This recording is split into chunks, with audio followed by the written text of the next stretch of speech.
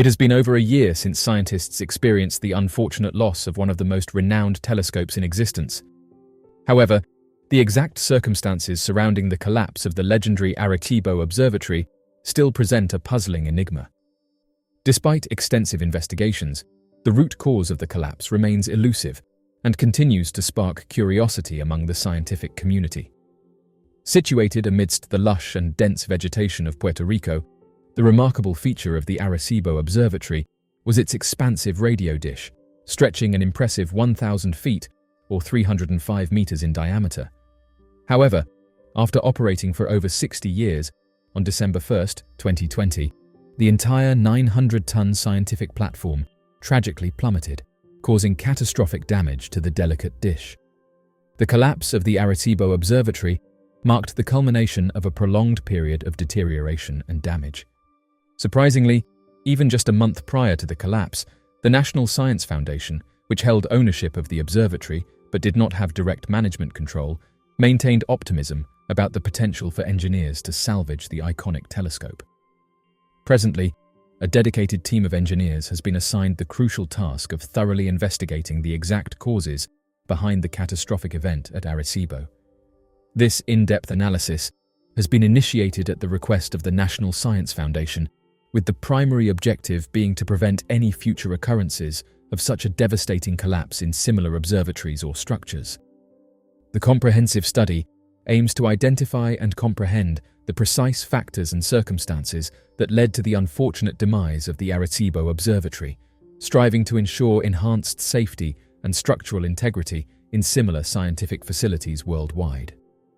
Oddly enough, moments before its collapse, the observatory detected a mysterious near-Earth object.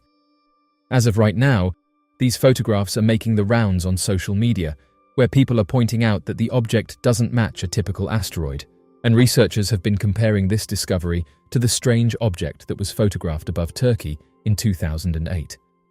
The discovery of a 500-meter disc-shaped object in space represents a remarkable achievement for the Arecibo Observatory and the broader field of astronomy.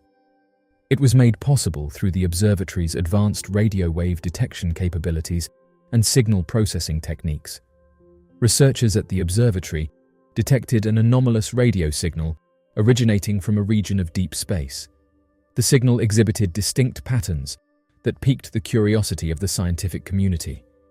Further analysis revealed that the source of the signal was a colossal 500-meter disc-shaped object, unlike anything observed before. The object has been described as a minor celestial body. When it comes to its size, estimations based on its brightness and light reflection suggest that the object has a diameter ranging from 0.2 to 0.5 kilometers. While this makes it larger than 90% of other asteroids, it still remains significantly smaller when compared to larger asteroids. The detection of a 500-meter disc-shaped object in space holds profound implications for our understanding of the cosmos, and while the precise nature and origin of this object remain subjects of ongoing research and debate, several key implications are already apparent. Firstly, the discovery challenges our preconceived notions of celestial bodies. The disk shape of the object is highly unusual in the context of natural astronomical phenomena. Its existence prompts questions about its formation, purpose, and the forces that shaped it. Secondly, the detection underscores the importance of continued investment in astronomical research and observatories like Arecibo. The ability to make groundbreaking discoveries of this magnitude relies on cutting-edge technology, dedicated scientists, and ongoing support for space exploration and research.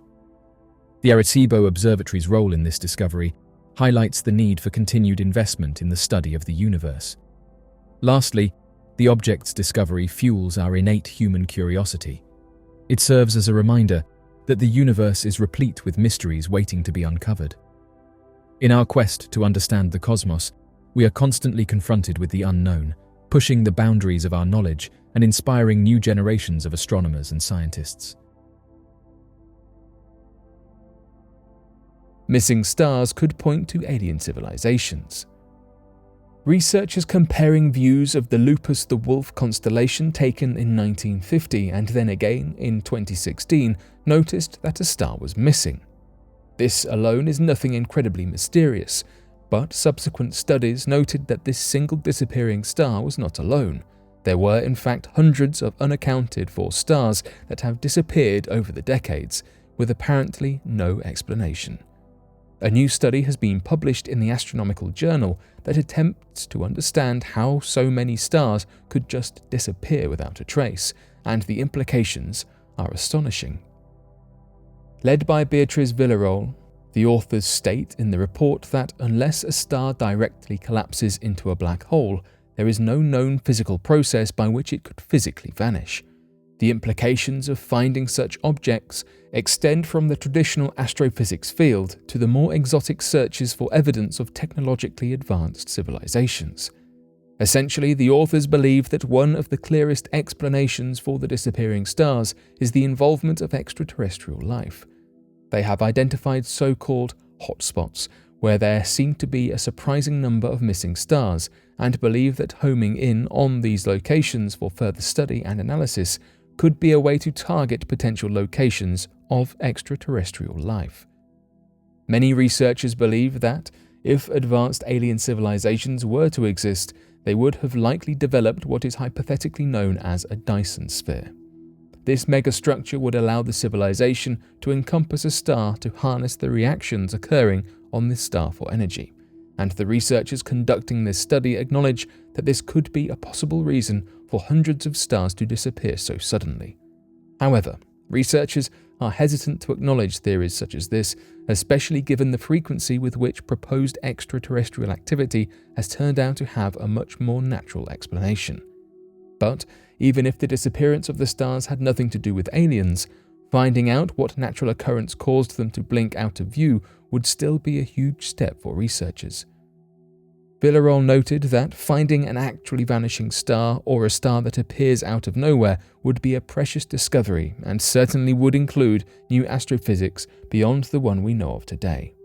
So for now, researchers are continuing to probe the circumstances of this disappearance in the hopes that they either locate extraterrestrial life or uncover groundbreaking, previously unknown principles of astrophysics.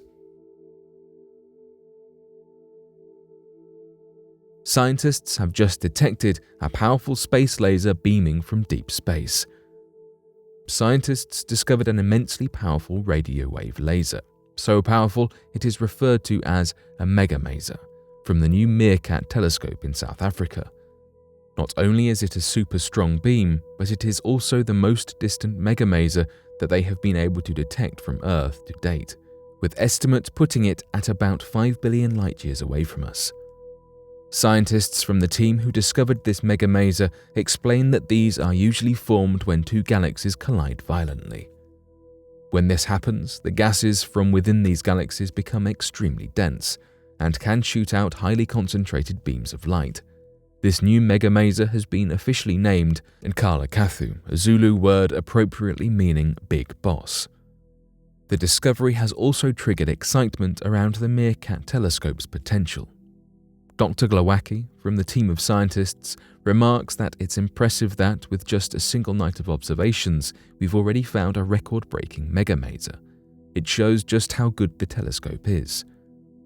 The record-breaking discovery and insight into the power of Meerkat has the scientific community extremely hopeful about what they might discover next from this survey, as they proceed by observing narrower parts of the night sky in extremely deep detail.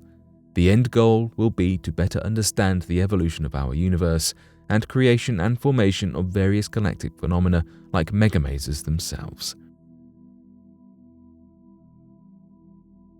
The repeating radio burst.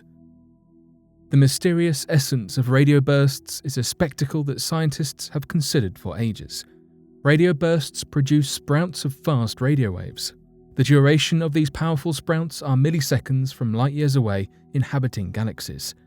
Astronomers have been inept to pinpoint a consistent cycle of a radio burst until now.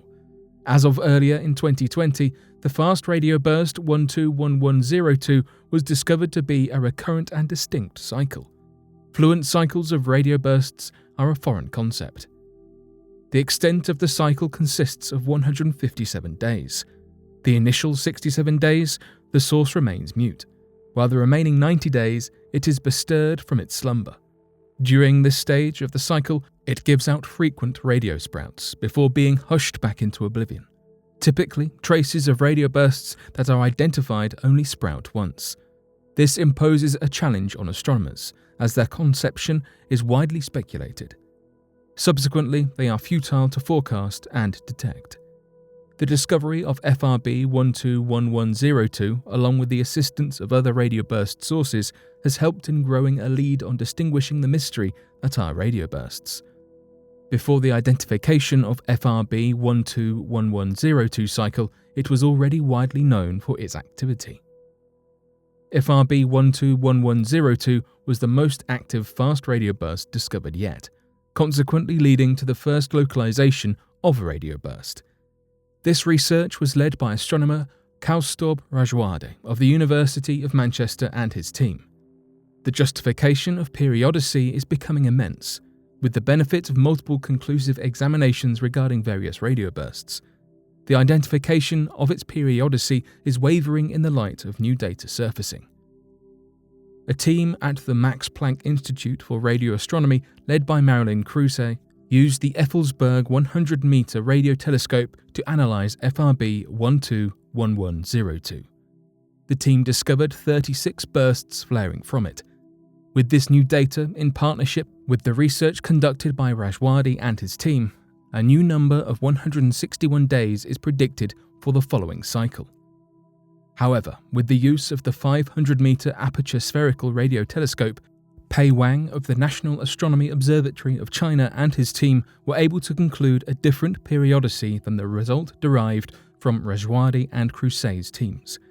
With the data they collected crossed over with the existing data from both teams, they believe 156.1 days is a more accurate duration. If FRB 121102 continues to show activity beyond these dates, this could suggest that either the periodicity isn't real or that it has somehow evolved. None of the data concluded is definite. The vacillating tendencies of FRB 121102 will lead most of us to have a fixation on it, leaving us only to contemplate what will happen next. Bacteria survived on the outside of the space station for a year. At the moment, those studying the potential for life outside of Earth have been operating under the assumption that everything outside of our own atmosphere is considered inhospitable until proven otherwise. Although some planets have displayed conditions that appeared favourable to the potential for life outside of Earth, there has not yet been any concrete proof of this.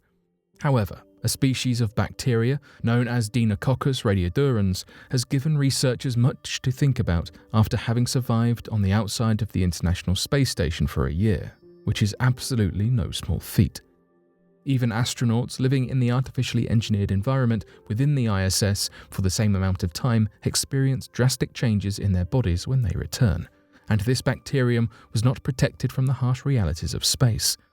This bacterium was studied as part of an experiment where it was placed on a special platform outside of the space station in order to study its survival. On the platform, it endured ultraviolet radiation, the effects of a vacuum, seemingly unsurvivable temperatures, and microgravity. And yet, against all odds, it stayed alive. The only protection that Deinococcus radiodurans had was a glass wall that filtered out any ultraviolet radiation below 190 to 200 nanometers, as scientists were attempting to mimic the conditions observed on Mars, which has frequently been touted as the location with the greatest potential for extraterrestrial life forms and may present several planetary protection concerns.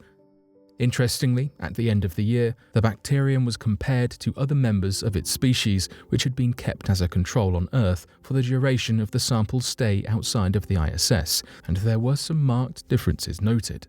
As expected, the extraterrestrial Deinococcus radiodurans had a much lower survival rate than its Earthbound counterparts, but it had also evolved some unique distinguishing characteristics, including bumps and vesicles on its surface, triggered repair mechanisms, and a slightly altered configuration of proteins and mRNA. These changes, which researchers hypothesize are due to an efficient molecular response system, can give scientists studying the potential for bacterial transport between and within extraterrestrial worlds a better idea of what life outside of Earth might look like. This is not the first time that Deinococcus radiodurans has been studied in space, nor is it the longest time that it has been exposed to the inhospitable cosmic elements, as previously a bacterium sample was left outside of the ISS for 3 years. That experiment showed that bacterial life outside of Earth-like conditions was possible, while this recent trial sought to analyze the exact mechanisms that allowed the bacterium to evolve and survive under such unbelievably extreme conditions. These investigations help us to understand the mechanisms and processes through which life can exist beyond Earth, expanding our knowledge on how to survive and adapt in the hostile environment of outer space, said Tetiana Milievich, a biochemist at the University of Vienna. For now, studies will continue to be conducted on other strains of bacterium in an attempt to expand the knowledge base regarding the concept of bacterial life outside of Earth. Cryovolcanoes on Ceres. In the main asteroid belt that sits between Mars and Jupiter lies Ceres, the largest of the asteroids. Ceres, first discovered in 1801 by Giuseppe Piazzi, was originally classified as a planet. This was until other large objects were discovered in the same neighborhood as Ceres. Astrologists at the time realized they were looking at a new type of object in space, so the term asteroid, meaning star-like, was first coined to describe these new objects. In the 1860s, it was widely accepted that these large asteroids had major differences to the planets we know, but a specific definition of planet was never formulated. At the 2006 Pluto debate, it was discussed the specific criteria that had to be met in order for an object to be considered a planet. Had it not been for a modification to this criteria stating the planet must have cleared the neighborhood around its orbit, Ceres would today be the 5th planet from the Sun. Obviously, due to the asteroid belt it lies within, Ceres is not classified as a planet but a dwarf planet and an asteroid simultaneously. Now, whilst the controversy surrounding Ceres' classification is certainly interesting, that's not what we're going to discuss today. Ceres itself is home to something much more fascinating. Since early 2015, NASA's Dawn spacecraft has orbited the icy world of Ceres, examining its surface closely. It wasn't until quite a few months had passed that the Dawn would observe something so fascinating but so bizarre at the same time. It was a 13,000-foot tall mound closely resembling what we know as a volcano. Scientists named it Ahuna Mons. In 2016, it was confirmed that Ahuna Mons was indeed a volcano, but not your average volcano, a cryovolcano. A cryovolcano is, as you can imagine, a volcano, but with a twist. Instead of releasing molten rock or lava like the volcanoes we have on Earth, a cryovolcano erupts water, methane, or ammonia. The water and other gases released often turn into a solid form once exposed to the low temperature surrounding the volcano, hence the more colloquial name ice volcanoes.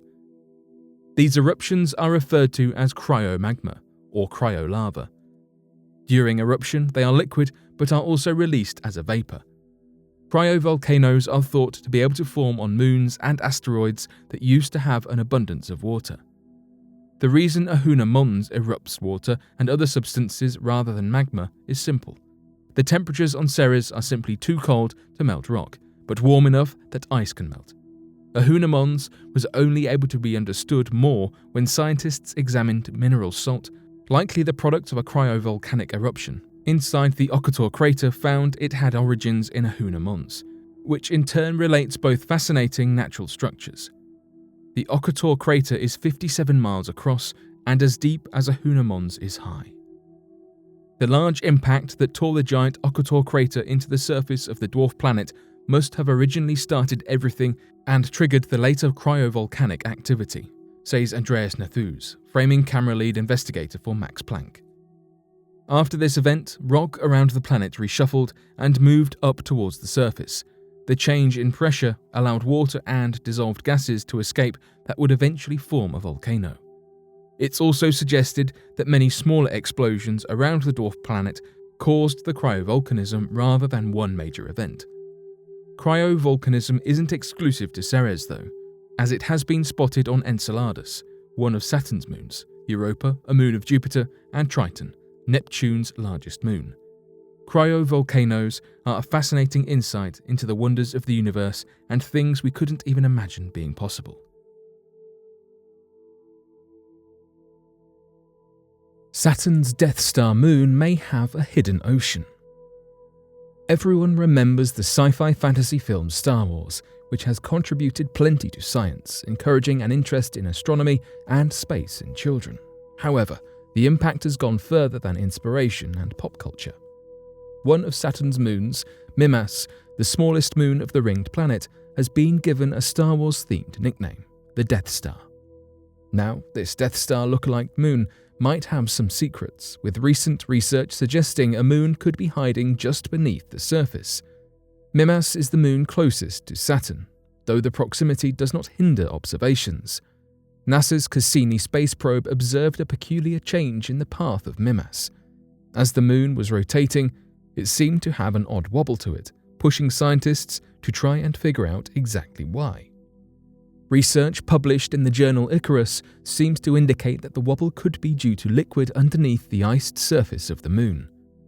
The paper suggests that a liquid ocean is moving around underneath the ice of the moon, causing the moon to waver on its course.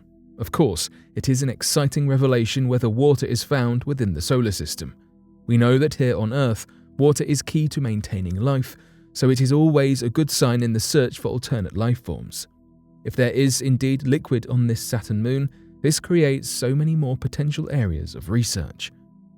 The lead author of the study, Alicia Roden, a geophysicist at the Southwest Research Institute in San Antonio, Texas, explained that if the team can prove there is an ocean on Mimas, then this is proof of a new class of stealth ocean worlds, meaning that even where there doesn't look to be an ocean at first glance, it may very well be there. This is not the first time something like this would have been discovered. Interior water-ocean worlds have been found within our solar system already, with Saturn's Enceladus and Jupiter's Europa. The difference here is that these oceans did have tides and movements that impacted the surface. There was tangible evidence of geological activity. Mimas, on the other hand, simply appears to be ice all the way through. Roden stated, Mimas's surface was tricking us, before elaborating, continuing to discuss how greatly this discovery has expanded the possibility of habitable areas in our solar system. The next steps to attempt to confirm this theory is to build a model to look at the gravitational interactions with Saturn. This assesses the possibility for the tidal forces being able to maintain a temperature that keeps the water liquid. This is only the start of the research, so much more is needed to fully piece together what exactly is behind the wobble, though this idea is certainly an exciting place to start.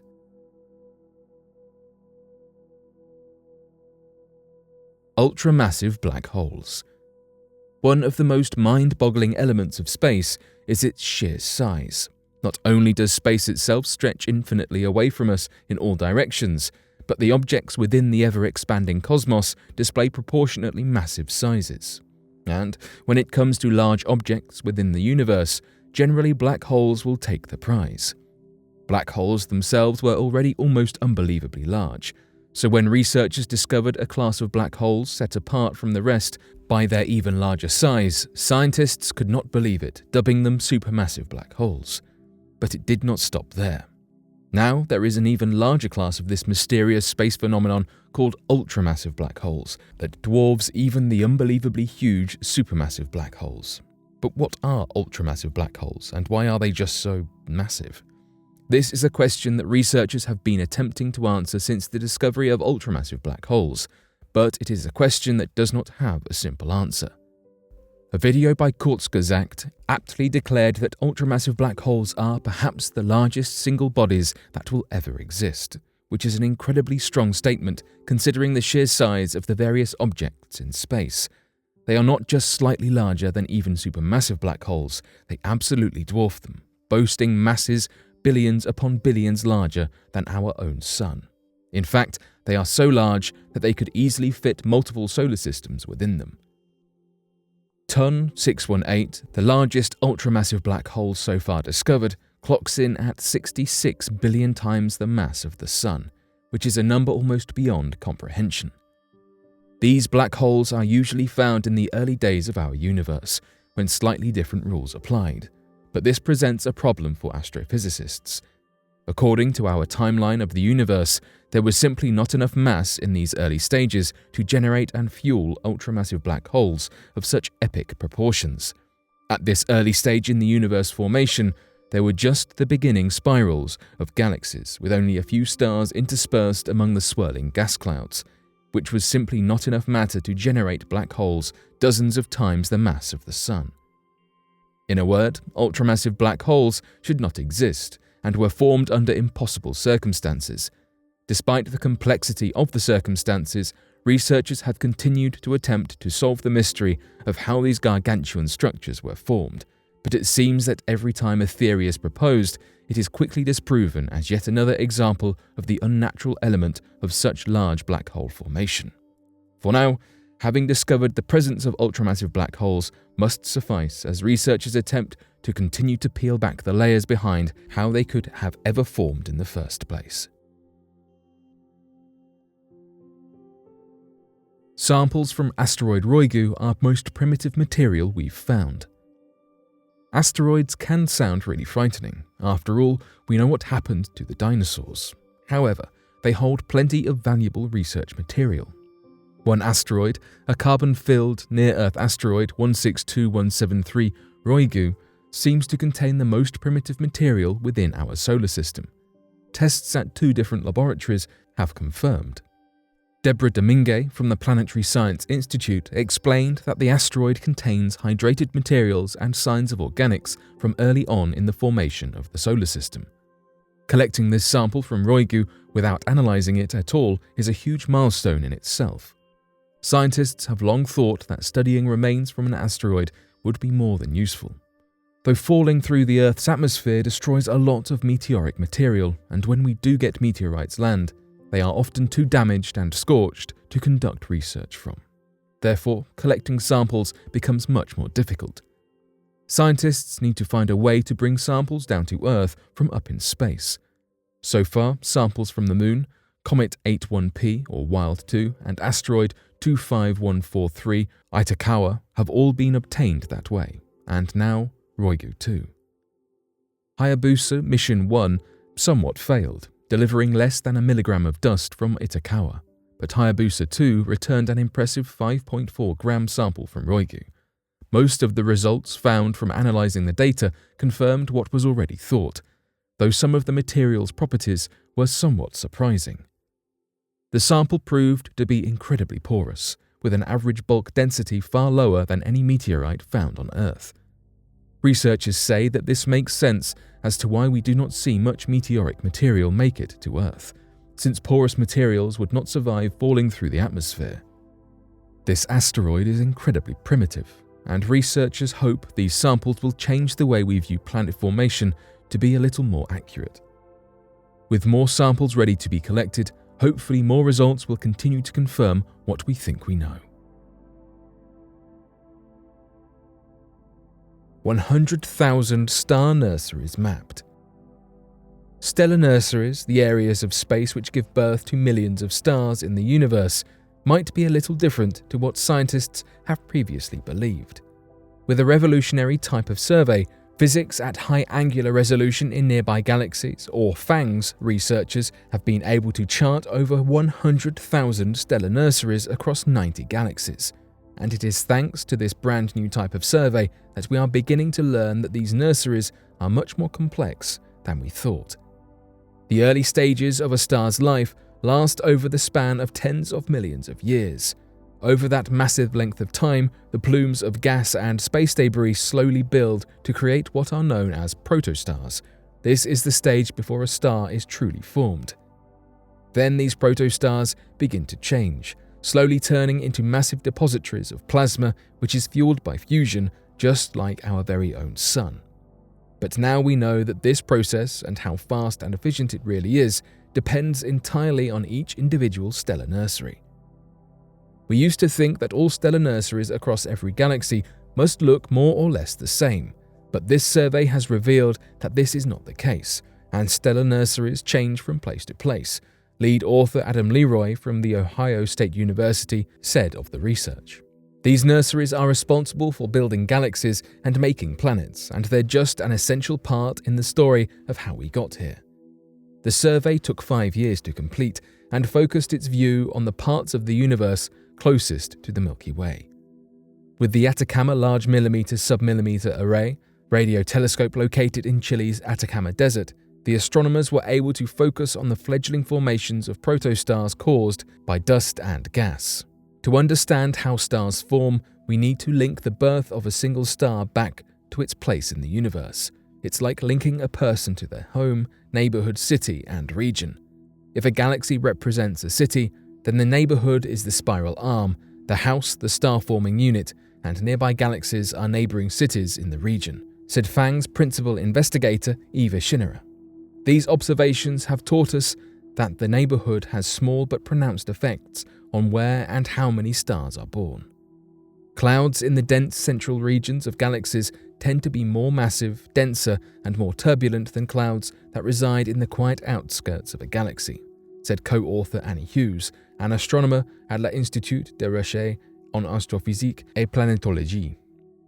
The life cycle of clouds also depends on their environment. How fast a cloud forms stars and the process that ultimately destroys the cloud both seem to depend on where the cloud lives. With all this new data, astronomers hope that it could lead to a better understanding of how many different stars form, including our very own Sun, and that it may lead us to discovering more about our early solar system. This is the first time we have gotten a clear view of the population of stellar nurseries across the whole nearby universe. In that sense, it's a big step towards understanding where we come from.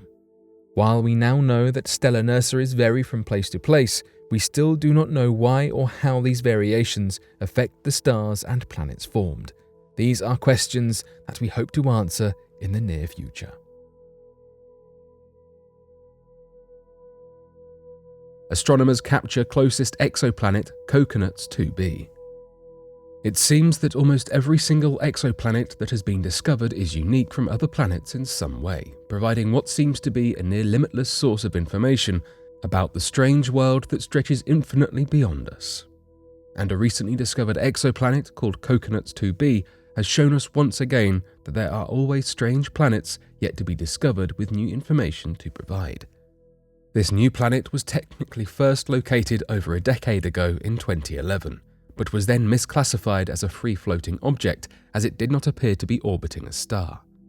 Zhujian Zhang, a graduate student working with researchers at the University of Hawaii Institute for Astronomy, took a closer look and realized that it was actually orbiting a star, therefore meriting a reclassification as an exoplanet. Coconuts 2b immediately became an interesting source of study for two reasons. The first was that, at a mere 35 light-years away from our own planet Earth, this newly labelled exoplanet is the closest exoplanet ever discovered. Secondly, it is such a large distance from its own star that very little light is able to reach it, meaning that night and day on the surface of the planet look almost exactly the same. Coconuts 2b is a large gas giant that weighs in at over 3 times the size of Jupiter. Its orbit is an astonishing 900 billion kilometers away from its Sun, which is a nondescript low-mass red dwarf called Coconuts 2a. It's this wide orbit that leaves its night and day virtually indistinguishable, as well as what caused it to be mistakenly identified as a free-floating object initially. The closeness of this unique exoplanet means that researchers will be able to directly image it, something that cannot be said for very many exoplanets as they tend to be hidden behind the glare of their host stars. As it is, Coconuts 2b is the second coldest exoplanet ever imaged at just 320 degrees Fahrenheit, and it can be only captured via low-energy infrared light. With a massive planet on a super-wide separation orbit and with a very cool central star, Coconuts 2 represents a very different planetary system than our own solar system, Zhang said as he explained his incredible discovery, which was made using the Cool Companions on ultra-wide orbits survey during the completion of his PhD thesis. This allowed the planet to be directly imaged, which made its exoplanet status apparent, whereas previous identifications had been made using the Wide Field Infrared Explorer satellite. Even though over 4,000 exoplanets have so far been confirmed, with thousands more assuredly waiting to be discovered, Coconuts 2b manages to stand out due to its unique features which merit further study. It's not often that such an interesting exoplanet turns up so close to our own planet, creating many more opportunities for continuing study and potential discoveries. It's original findings such as these that allow the field of astronomy to continue pushing ever forward in the search for the next great breakthrough.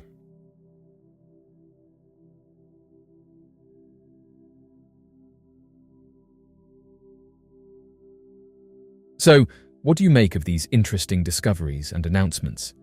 Be sure to leave your questions and answers in the comment section below and help us to grow this community while working to solve these unexplained mysteries. Thank you for watching, and don't forget to subscribe for more videos.